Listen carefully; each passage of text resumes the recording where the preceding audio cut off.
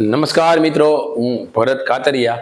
મિત્રો, ઘણા ટાઈમથી સોશિયલ મીડિયાના માધ્યમથી આમ તો ખરેખર સમાચાર ટીવીમાં તો આવતા જ હોય, પણ સોશિયલ મીડિયા એવડું પ્લેટફોર્મ છે ને મિત્રો કે એ માણસને ક્ષણભરમાં સ્ટારે બનાવી દે અને ક્ષણભરમાં ઉઘાડો કરી દે.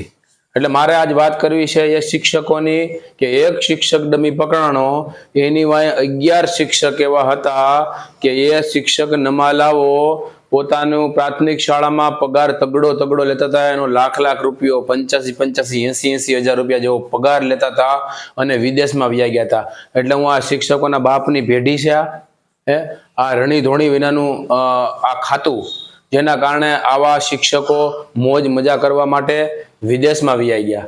આ કેટલી શરમજનક વાત કહેવાય. જ્યારે અમે પ્રાથમિક શાળામાં ભણતા હતા ત્યારે શિક્ષકો અમારી પર દેખરેખ રાખતા હતા અને જેના કારણે અમે કંઈક ભણી ગણીને આગળ નીકળી શક્યા અને તમામ મિત્રો પણ નીકળી શક્યા. ત્યારે આવા લફંગા જેવા શિક્ષકો તગડો પગાર લે અને કઈ જ્ઞાતિના છે, કેમાંથી આવે છે, એની ઇન્કમ કેવડી છે, એમનું બેકગ્રાઉન્ડ શું છે, બધું ચેક કરી અને આને સસ્પેન્ડ ને ડિસમિસ તો કરવા જ જોઈએ. સાથે સાથે જેટલો પણ પગાર મેળવ્યો છે ને એટલો તમામ પગાર રિકવર કરી અને જે સરકારી ધોરણ મુજબ વ્યાજ સહિત પાછા આની પાસેથી પૈસા પાછા લેવા જોઈએ. આવા લફંગાઓને હિસાબે જે પ્રાથમિક શાળાઓ છે એ ગામડામાંથી નાબૂદ થઈ ગઈ છે. મોટા ભાગે શિક્ષકોનો અભાવ છે અને જે નિશાળો છે ખંડેર થઈ ગઈ છે. જ્યારે પ્રાઇવેટ નિશાળો તમે જોવો તો તમે આલિશાન હોટલો જેવી લાગે અને તગડો રૂપિયો લે છે અને આધુનિક બની ગઈ. એ ક્યાં કારણે કે આવા લફંગાઓને ભણાવવા નથી, પગાર લેવા છે ભારત સરકાર અને વિદેશોમાં વસવાટ કરે છે. આ કઈ જ્ઞાતિના છે એનું બેકગ્રાઉન્ડ આખું ચેક કરવામાં આવે તો આપણને પબ્લિકને સગળી માહિતી મળે, પણ સરકાર આવું કરતી નથી.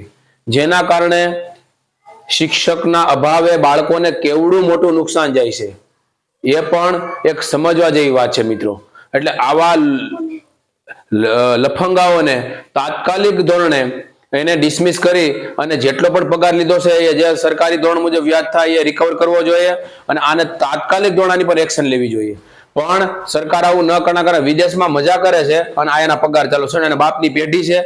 આવા શિક્ષકો પર તવાઈ થવી જોઈએ અને આવાને તાત્કાલિક ધોરણે હટાવી દેવા જોઈએ. આ મારી સરકારને એક જાગૃત નાગરિક તરીકે મારી અપીલ છે. જય ભારત.